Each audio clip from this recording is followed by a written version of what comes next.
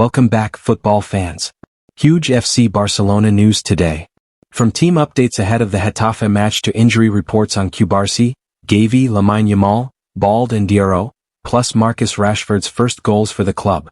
Hansi Flick has spoken about rotation, Dani Olmo's role, and even Barcelona's future transfer plans with big names like Harry Kane and Upamecano linked to the Camp Nou. Stay tuned for all the breaking Barcelona news, transfer rumors, and match previews you need to know. FC Barcelona will look to extend their unbeaten streak in the new season when they take on Getafe at Estadio Johan Cruyff on Sunday night.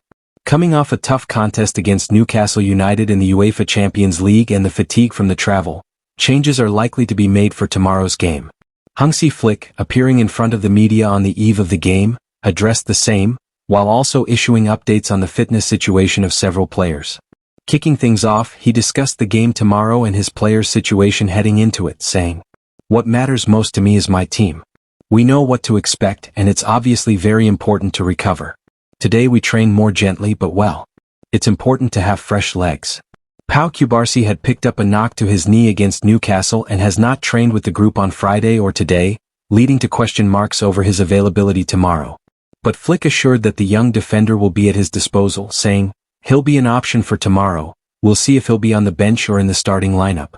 Barcelona did receive some good news on the fitness front today as Gavi's condition has improved and the possibility of him undergoing surgery is no longer being considered. Providing an update, Flick said, "I hope to see him back soon. This isn't the time to make decisions, but let's wait 2 or 3 more days and see how things progress and what decision is made." On the conditions of Lamine Yamal and Alejandro Bald, Flick remarked, "Of course we're working on it. As I said before, we have to take it day by day with Lamine. With Bald, his case is better and we hope to see him again soon. Lamine needs more time." Regarding the attacking midfield situation, where Fermin Lopez seems to have firmly overtaken Dani Olmo as the preferred starter, Flick noted, "We always have to make decisions. We've just started the season and we need all the players. Some players may not be entirely happy with their situation, but it's not about individuals, it's about the team. When they play they have to show how good they are, but for me the important thing is the team and the common success." The manager also had words of praise for Marcus Rashford, who scored his first goals for Barcelona against Newcastle earlier this week. "For me, I've said it on several occasions. He's gained confidence with these 2 goals, and our way of playing is at a high intensity, which is what I expect from him as well," he said. "When you join a new club, you have to adapt to a new philosophy, but I think he's arrived at a good time. I firmly believe in his quality, but you always have to work hard and keep learning. I'm going to keep pushing him and supporting him." Talking about the attitude of his players and how they are approaching the season, the Barcelona manager said, "Looking at last season, things changed quickly. I see it this way: we have to be focused game by game. Our job is to give everything for this club. I'm going to give everything for this team, and that's what I expect from my players." Regarding Barcelona's stadium situation and the continued delays over a return to Spotify Camp Nou, Flick insisted that it is not in his hands and instead he is focusing on the team. "It's not in my hands. It's not my decision, I have to focus on my team. Step by step we'll see what happens," he stated. Flick also commented on the controversy at Anfield, where Atletico Madrid manager Diego Simeone was involved in a heated altercation with a Liverpool fan, and things got out of hand. "I don't know what Simeone felt. I've been through similar situations before, but I focus on the situation on the pitch," said the Barcelona coach. "It's not nice to hear insults, but everyone is different, and I wouldn't want to get into Cholo's reaction because I don't know what he felt." Finally, talking about the Ballon d'Or ceremony on Monday, which he will be attending along with some of his players, Flick remarked, "One day we'll see if Lamine wins the Ballon d'Or. We're nominated and anyone who's nominated deserves it. We have to be there and show respect to the winners. It's vitally important." Manchester United manager Ruben Amorim has shared his thoughts after Marcus Rashford netted his first goal for FC Barcelona. The English forward officially made his mark in Blaugrana colours on Thursday night. Handed a starting spot in Barca's Champions League opener against Newcastle United, Rashford stole the show with a brilliant display. He first opened the scoring with a powerful header before capping off the night with a stunning long-range strike, sealing a crucial 2-1 victory for the Catalans.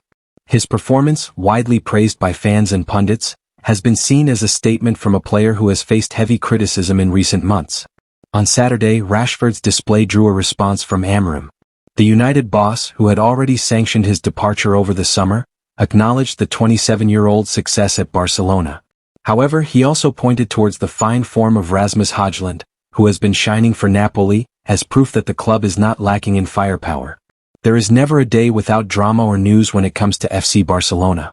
Even today, the club reportedly continues to plan ahead for the future as they look to assemble a squad that can continue to compete for the years to come. In the latest update fichages, it is being said that Barca will look to sign 2 Bayern Munich stars in the summer of 2026. One of these players is a world-renowned striker, and another is a defensive player who could arrive as a free transfer. The first name being mentioned is that of 32-year-old English forward Harry Kane. Considering his age, Barca believe they might have a shot at finalizing his signing for around €50 million. Moreover, the Catalan giants believe the Englishman could be an immediate replacement for Robert Lewandowski. Dayot Upamecano, however, is the other name being mentioned. The French defender's contract is set to expire in 2026, and Barca want to take advantage of this situation if he does not end up renewing his deal. Moreover, considering the fact that he is still just 26 years old, he could be a good signing for the future. With both players being affordable, this could be a good market opportunity for the Catalan giants. However, considering Bayern Munich's habit of not letting players go easily, these operations could be something that Barcelona will need to be extra cautious about. Pedro Fernandez Dro, one of the standout performers of Barcelona's preseason, has been absent from both the first team and the reserve side in recent matches. The 17-year-old wonder kid suffered a knock in Barça Athletics game against Paredes on September 7 and has not been a part of any matchday squad since. He had received several knocks during the game, the most serious being a stamp on his foot, which continues to cause discomfort. Dro still struggling with a foot issue. Now, according to Sport, Dro has not been able to shake off the pain in his foot since that game, which has prevented him from working normally. It prevented him from being included in the Barcelona first-team squad for matches against Valencia and Newcastle, and he was also unavailable for Barça Athletics' trip to Andratx in the Segunda RFEF. With discomfort persisting, it seems unlikely he will be able to play against Getafe with the first team or Castellón B with the reserves. Dro's availability will depend entirely on whether his condition improves enough to allow him to return. Dro's injury comes at a time when he could have benefited from opportunities opened up by the absences of players like Gavi and Lamine Yamal, given that he is versatile enough to play in several positions in the final third. Coach Hansi Flick continues to follow Dro's progress closely and is expected to count on him again once he has recovered. After all, Flick had already included him in the matchday squad for the opening 3 La Liga fixtures, against Mallorca, Levante and Rayo Vallecano, although he did not play in any of those matches. As Hansi Flick shifts to a more merit-based rotation policy this season, one of the key highlights has been the lack of prominence of Dani Olmo. The former RB Leipzig playmaker, who was such a key component in Barcelona's first team last season, whenever he was available, has made just 1 start so far this season.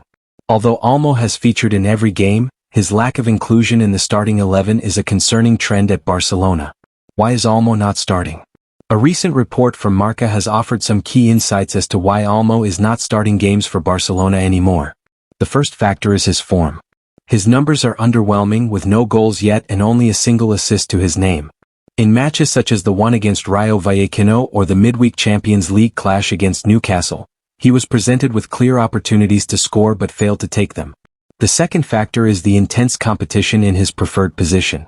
Olmo thrives as an attacking midfielder, but Flick currently has an abundance of options there. Fermín López has started the season on fire, with decisive goals against Valencia and a brace in the Gamper Trophy, while Ferran Torres and Rafinha are also capable of operating in that position.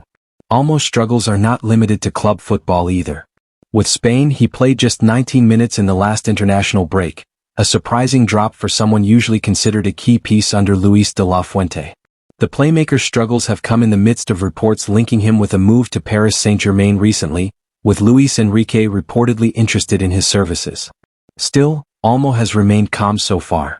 With Fermín dipping slightly in form, Sunday's game against Getafe could provide the window for Olmo to prove himself again.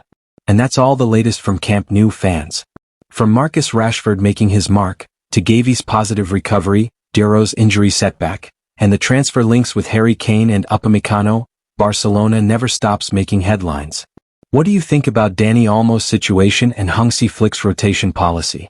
Should Barca really target Kane and Upamecano in 2026? Drop your opinions in the comments below. Don't forget to like, subscribe, and share for more daily Barcelona updates. Visca Barça!